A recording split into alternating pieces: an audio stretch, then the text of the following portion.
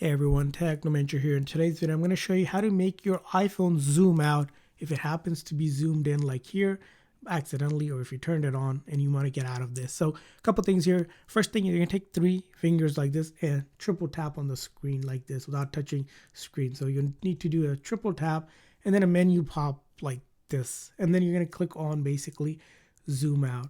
And as you can see here, now we have zoomed out of it. Now this still can happen again if you accidentally zoom in like this. So you're going to do the same thing.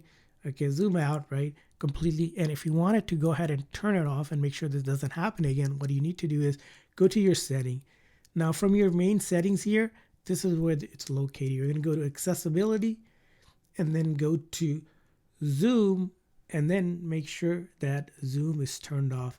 This way you don't accidentally turn this setting on, where if you accidentally turned it on, it will no longer zoom in to your phone. So if I do this now, it will no longer zoom in, as you can see here.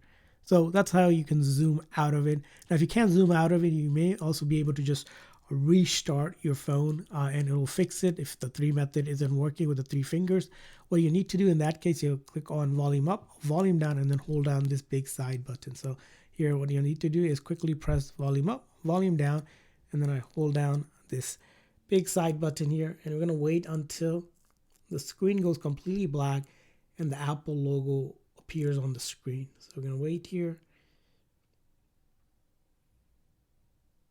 and then let go as well. And that's going to go ahead and turn off the phone software, reload the code. So if your phone was stuck in the zoom mode, it will basically exit out of that zoom mode. And then you can still go into your setting, accessibility, and then zoom and make sure the zoom is turned off so that it doesn't happen to you again where you're zoomed in and icons look really big.